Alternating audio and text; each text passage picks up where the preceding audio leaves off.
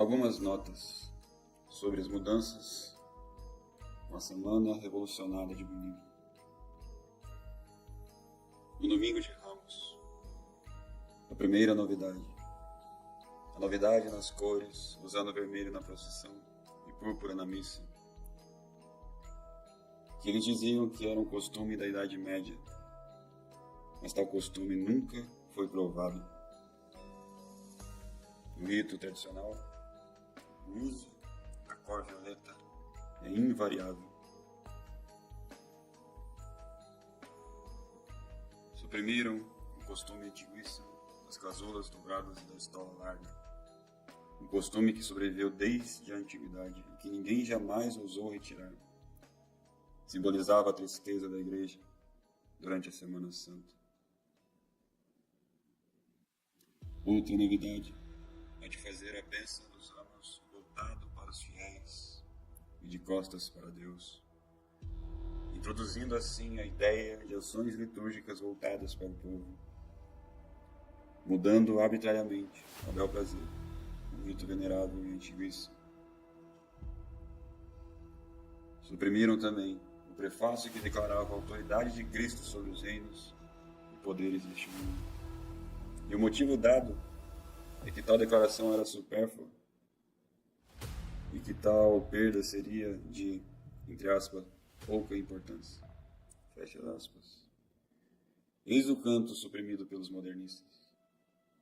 Porque vossas criaturas vos servem.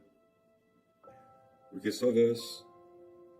só em vós reconhecem a origem e o seu Deus. E todas as vossas obras juntas vos louvam.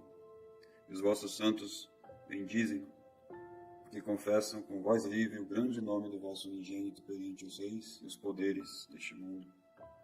Assim, este elegante canto revelava-nos o fundamento teológico da obrigação dos governos temporais de estar em serviço de Cristo Rei. E tudo isso foi supérfluo e de pouca importância. Suprimiram também os trechos catequéticos sobre os sacramentais e os seus poderes contra o diabo. E os motivos alegados eram medo dos fiéis caírem em superstição. E porque era algo que demonstrava orgulho erudito dos liturgistas da Idade Média.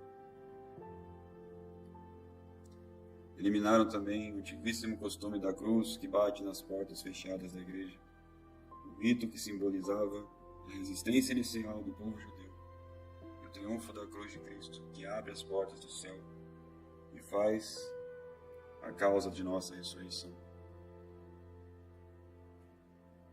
O diálogo cantado entre o interior e o exterior da igreja, nas portas fechadas, substituída por uma oração improvisada de frente para o povo, que mais tarde foi declarada pelos mesmos modernistas, e de fato, uma oração fora de lugar.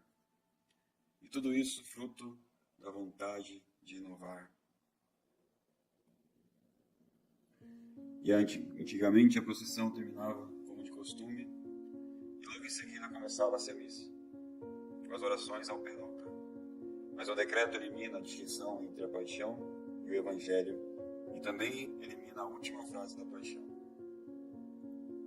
A paixão de Cristo sempre foi marcada por um estilo narrativo. Era dividida em 3 vozes e então era seguida pelo evangelho, que se caracterizava por ser cantado por um único diácono em tom diferente, e ser acompanhado pelo uso do incenso, nunca de tochas. A reforma confunde estes 2 aspectos. A paixão e o evangelho se fundem em uma única canção, enquanto a edição prostituída bagunçada dos versos iniciais com os versos finais, deixando assim tudo confuso,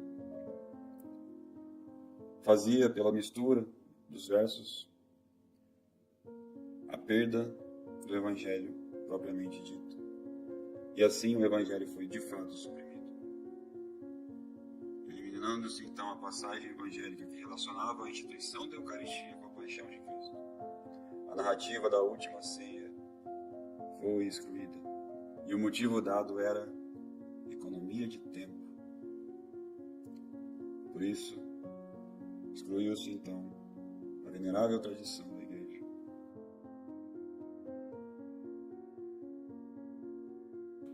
Na segunda-feira santa, proíbem a oração contra os perseguidores da Igreja, bem como a oração pelo Papa, porque eles queriam remover todas as referências ao fato de que a Igreja tem inimigos. Os reformadores quiseram esconder com eufemismos ou com a supressão de passagens inteiras a realidade da perseguição da Igreja por parte dos inimigos, tanto terrestres como os infernais, que lutam contra a Igreja com violência, bem como remover insinuações sobre heresias. Neste mesmo contexto, é decretada a supressão da oração pelo Papa, e assim começa a prática de reduzir a presença do nome Romano Pontífice na liturgia. E na Terça-feira Santa, a exclusão da passagem de São Marcos, no capítulo 14, dos versículos 1 ao 31, que abrevia a paixão de São Marcos. E esta é a segunda supressão perturbadora da passagem do Evangelho sobre a instituição da Santa Eucaristia, que relacionava com o sacrifício da paixão. A supressão de cerca de 30 versículos não parece ter sido apenas por questões de tempo. Tendo em conta mais uma vez a importância desses versículos. Algumas frases desses versículos eram essas: os sumos sacerdotes e os escribas buscavam o meio de prender Jesus, a traição para matá-lo. Outra frase: em verdade eu vos digo, onde quer que for pregado em todo o mundo o Evangelho, será contado para sua memória o que ela fez. Ai daquele homem por quem foi entregue o Filho do Homem, melhor lhe fora nunca ter nascido. E isto é o meu sangue, o sangue da aliança, que será derramado por muitos. Então, diante dessas breves notas sobre a mudança da Semana Reformada, nós devemos nos questionar até quando essas mudanças vão ser negligenciadas pelo povo católico. Se a lei da oração é a lei da fé. E se ficamos abismados com o movimento modernista na liturgia da semana da Missa Nova, como vamos menosprezar o movimento litúrgico na semana mais sagrada da liturgia católica? Um decreto que diz que a Igreja errou durante séculos. Só isso já deveria alertar qualquer ouvido católico.